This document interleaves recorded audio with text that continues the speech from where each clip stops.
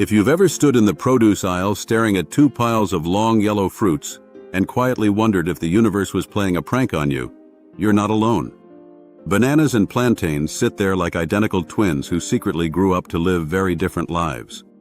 They share the same shape, the same sunny color, even the same botanical family. Yet one ends up in your cereal bowl while the other winds up sizzling in hot oil next to a plate of savory food. Most people assume plantains are just big bananas that haven't figured out how to ripen yet, or maybe bananas that missed the memo about being sweet. But that simple assumption hides a much deeper story. Because the difference between a banana and a plantain isn't just about taste. It's about history, culture, chemistry, and how humans quietly reshaped a wild fruit into two very different things. And once you see that, you'll never look at that produce shelf the same way again. To understand why bananas and plantains exist at all, you have to go back thousands of years to Southeast Asia and Papua New Guinea, where wild ancestors of today's musa plants first grew. These early fruits were nothing like the smooth, seedless bananas we know today. They were full of hard seeds and thick, fibrous flesh, barely edible by modern standards. But humans saw potential.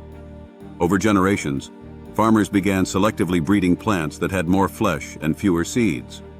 Slowly, two paths emerged. One group of plants was bred for sweetness, softness, and easy eating. These became what we now call dessert bananas. Another group was bred for sturdiness, starch, and the ability to be cooked. These became plantains. They didn't just diverge by accident. They were shaped by what people needed from them. One became a snack. The other became a meal.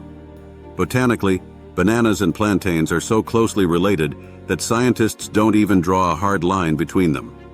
Both belong to the genus Musa, and both are technically berries, which sounds absurd, until you remember that a berry is defined by how its seeds develop, not by how it looks or tastes. Neither fruit grows on a tree either. What looks like a trunk is actually a tightly packed bundle of leaves, making the banana and plantain plants some of the largest herbaceous flowering plants on Earth. From a science perspective, a banana and a plantain are cousins so close they might as well be siblings. But in the kitchen, they couldn't be more different. The moment you take a bite, the difference becomes obvious. A banana is sweet, soft, and creamy. Even when it's slightly green, there's a hint of sugar waiting to come through. As it ripens, enzymes inside the fruit convert starch into glucose, fructose, and sucrose, turning it from bland to dessert-like in a matter of days. That's why a spotted brown banana tastes almost candy-like compared to a firm yellow one. Plantains go through the same chemical process, but they start from a completely different place. A green plantain is almost pure starch. It tastes more like a potato than a fruit. You wouldn't want to eat it raw unless you enjoy bitterness and jaw fatigue. As a plantain ripens, it does get sweeter, but it never becomes as sugary as a banana. Even when its peel turns black and its flesh softens, it still carries a mild, earthy depth that keeps it firmly in savory territory. That difference in chemistry explains why these two fruits behave so differently when cooked. A banana exposed to heat quickly turns mushy. Its high sugar content causes it to caramelize and collapse, which is wonderful for banana bread and pancakes, but disastrous for frying. A plantain, on the other hand, is built to survive heat. Its dense, starchy structure allows it to be sliced, fried, boiled, or baked without falling apart. Green plantains can be cut into thin rounds and fried into crispy chips that rival potato chips. Ripe plantains can be sliced lengthwise and caramelized into golden, sweet, savory slabs that hold their shape while their edges crisp. Where bananas dissolve into sweetness, plantains stand firm and soak up flavor. This is why the two fruits live such different culinary lives around the world. In much of North America and Europe, bananas are the default. They're eaten raw, tossed into smoothies, sliced over cereal, and baked into desserts.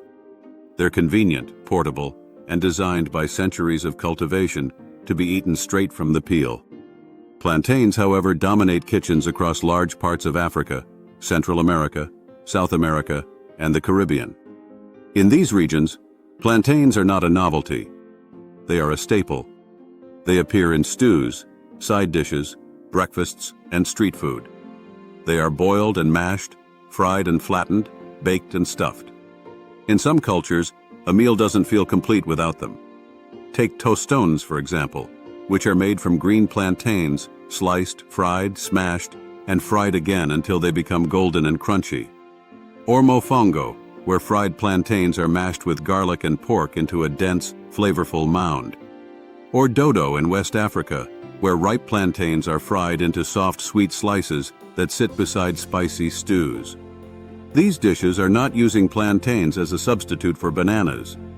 They are using them as a carbohydrate, the same way rice or bread is used elsewhere. A banana would collapse under these treatments. A plantain was born for them. Nutrition tells a similar story. Both fruits are rich in potassium, vitamin B6, and fiber, but the balance of carbohydrates is different. Bananas contain more simple sugars, which makes them ideal for quick energy. That's why you see runners and cyclists eating bananas mid-workout. They digest quickly and provide an immediate glucose boost. Plantains contain more complex carbohydrates, especially when unripe. These break down more slowly, providing steady, sustained energy. In many regions where people perform physical labor or need filling meals without refrigeration, plantains make perfect sense. They are cheap, filling, and versatile, turning a single bunch into multiple meals. The reason so many people get bananas and plantains confused comes down to language and geography. In some countries, the word banana is used to describe both fruits, while plantains are simply called cooking bananas. In others, the distinction is sharp and obvious. Add to that the fact that supermarkets often pile them together with little explanation, and it's no wonder shoppers assume they're the same thing. Visually, they are almost identical. Long, curved, yellow. But those visual similarities hide a completely different destiny once you bring them home. There's also a quiet cultural story hidden in this divide. Bananas became a global commodity, shipped by the millions across oceans, wrapped in plastic, and eaten as a symbol of convenience. Plantains stayed closer to home. They remain deeply rooted in regional cuisines, traditions, and identities. In some Caribbean and African households, knowing how to prepare plantains properly is part of cultural knowledge passed down through generations. A banana might be something you grab on the way out the door. A plantain is something you cook, share, and build meals around. Even the way the two fruits age reflects their roles. A banana has a short window of perfection. Too green and it's bland. Too brown and it's overly sweet and soft. A plantain has multiple lives. Green, it is savory and starchy. Yellow, it becomes mildly sweet. Black, it becomes rich and caramelized. Each stage is useful, each one opening a different door in the kitchen. One fruit, many personalities. So when you stand in that grocery store aisle and see bananas and plantains sitting side by side, you're not looking at duplicates. You're looking at two paths of human history. Two ways we reshaped a wild plant to serve different needs. One became dessert, the other became dinner. They may look like twins, but they grew up to live very different lives. And now that you know the difference, you'll never make the mistake of trying to fry a banana or eat a green plantain raw again.